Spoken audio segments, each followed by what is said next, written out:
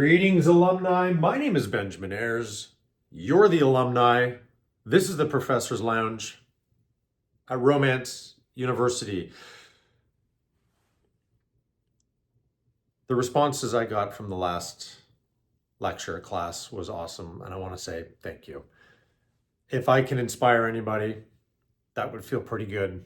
And sometimes we just need that extra little nudge, you know? I know I need it. I know I have tons of ideas that I don't bring forth and forward, and but I get inspired, and that inspiration, yesterday's post actually inspired me to do something quite cool that I'm not going to talk about yet, but it was I'm not going to say I inspired myself. Your responses to the last class inspired me. And Tracy said something actually that I totally connected with, which is she finds real creativity out of Instagram. And so do I, because I know the obstacles to go out and make a movie, even a short film. There's a lot. I know so much that it actually holds me back because I know how difficult it is to sell it once you make it. The whole process is a lot of work. So you really have to want to tell that story, but also you have to figure out how to sell it before you even start.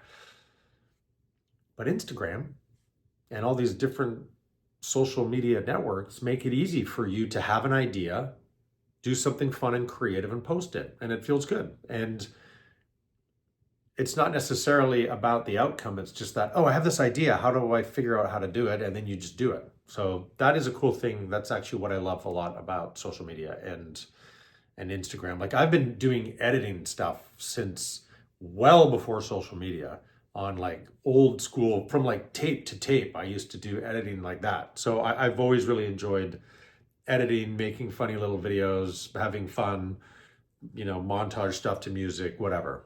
And it's actually quite easy. If you have a phone, it's really easy to do.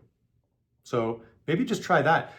Start filming things that inspire you or that you think about all the time, or if you're walking down the street and there's like a theme that you continue to see, you just like the way people walk, or maybe there's like old school restaurants that you walk past that you love, or whatever it is for you, the way a car drives by, just start filming those things and try to edit it together with some music.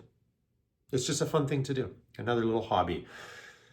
I've got tons of good questions here. And this one comes from Robin. Robin says, "Hi, Ben. Loving these classes. Thank you.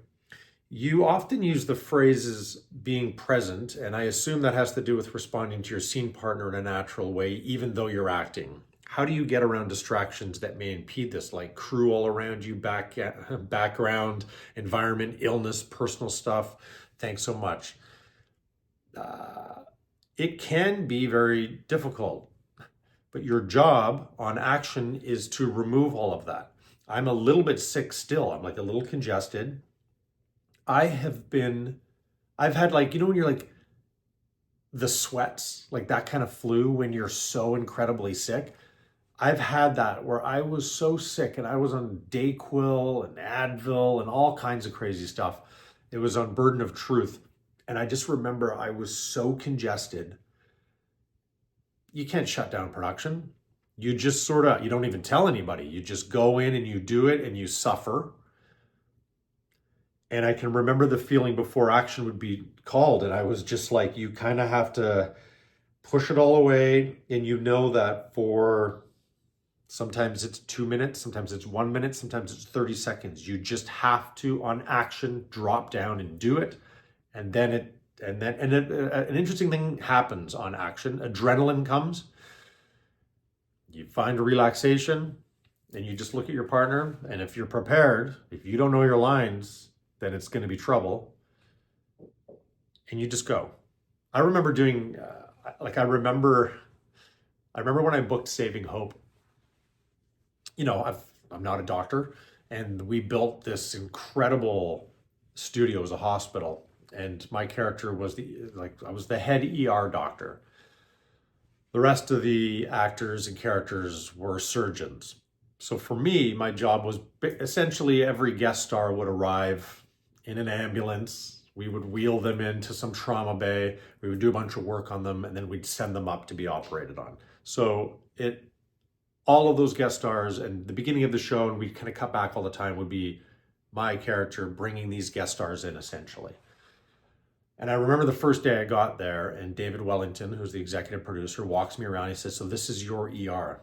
You are the head of this space." And I was like, okay. And I'm trying to like, it's a brand new hospital to me, but my character has been there for years and years.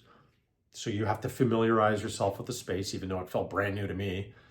And there's nobody in there at that time. And I just kind of walked around and tried to absorb it and feel like, okay, how would this be? And, you know, you feel like a bit of a fraud. You're walking around in scrubs. You've got all of the stuff on that makes you look like a doctor, but I do not feel like one. And I remember going back to my trailer, prepping my scene, and I kind of come back out, and now all the background performers are there. We probably had 50 to 100 people. There's now paramedics, ambulance, there's people sick in the ER, people in the trauma beds, and all of a sudden I got so overwhelmed by just the sheer volume of people and the instant, like, I'm in charge of all of this. We wheel our guest star in, and I remember being like, okay, we got to get him a tetanus booster, cross-match 4 units of blood, start 2 liters of saline at 200 an hour, Hain 2 grams NSAID, 5 milligrams a liter of gent and fentanyl stat. And I still remember that line. And I just like went for it. And cut, we get through the scene, you know, we've got to wheel the person through. And there's like a lot going on as far as what we've rehearsed. And David comes up, he was directing this episode as well. And he's like, that was great. That was really good. But remember, you do this for a living, right? You've said these lines 1,000 times. So I don't know if it's quite so like, and I was like, of course. And so you kind of have to throw it away in a sense of, okay, let's get him a tetanus booster. We'll cross match 4 units of blood, start 2 liters of saline at 200 an hour, Hain 2 grams NSAID, 5 milligrams a liter of gent stat. And and just sort of, it just is what it is. He sees this all the time, every day. And it was such a great note. And it just kind of dropped me down in a way that made me relax into it. But I would get very stressed on that shoot, and a bunch of us experienced different levels of panic attack type situations because we would be filming and you've got to walk in, you know, hospital procedurals, you know, your hands are a little clammy. There's a lot going on before action. The scene is, okay, it's going to be a one shot, which means the camera is connected to a camera operator and he's moving the camera around. So you do not want to be the one who makes a mistake. That means you have to start everything again. So it would start from out in the parking lot, let's say. You're taking the patient out of the ambulance, through the ER doors, through the waiting room, into the trauma bay, spin the bed around, land in a trauma bay, and then all the actors are putting on gloves. And as you're walking through, background performers are putting, it's not an OR scrub. What is the name? It's like an, can't believe I'm totally forgetting the name of it, but it's like a gown that you put on, right? This keeps blood and it keeps you clean. So that's being put on, it's being tied around you, you're putting on gloves, and you're doing it as if you do it all the time. But inevitably, we would break up laughing at every time cut would be called, because your hands are so clammy and those gloves are so tight, you would never get them on. You would never bring it into frame because you can't get them in. It sounds so silly, but we would die laughing every single time. Somebody wouldn't get one of the thumbs in and you would just kind of pretend, and you'd look down and you'd see the actor doing but their glove wouldn't be on properly. So what you will see, and what we started to do, not on a long one like that, but oftentimes on takes, we start with the gloves almost on, and then we would just go, okay, you know, and it's just, you just do the last little bit so you can kind of get into the scene and not be so distracted. So there are tons of distractions around you all of the time. You cannot even imagine.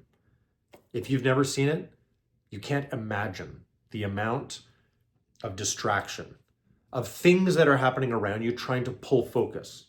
It is incredibly distracting. I've done it enough now to mentally prepare and just know it. It doesn't even distract me anymore. I can get distracted, but even still, and especially oftentimes we're shooting, what was great about that is we were shooting in a studio. So in a studio, you've got locked off sounds. You don't have to worry about airplanes or garbage trucks going by or just loud sounds or a kid playing over here, a dog barking, all of those things can really pull your focus, but you've got to just relax, work on your relaxation, and stay present. Present, just be in that moment and just look at your actor and the actors, whatever it is you're doing, and just do it.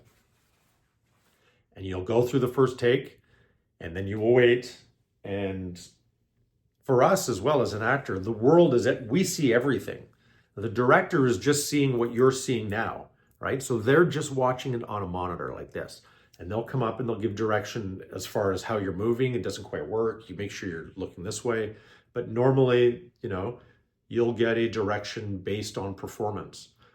And now you're like, okay, so now you have to start thinking about how to incorporate that performance note into the next take. I'm glad I talked about the saving hope thing because I hadn't thought about that beforehand. So thank you very much for that question. And you guys are the best. Class is dismissed.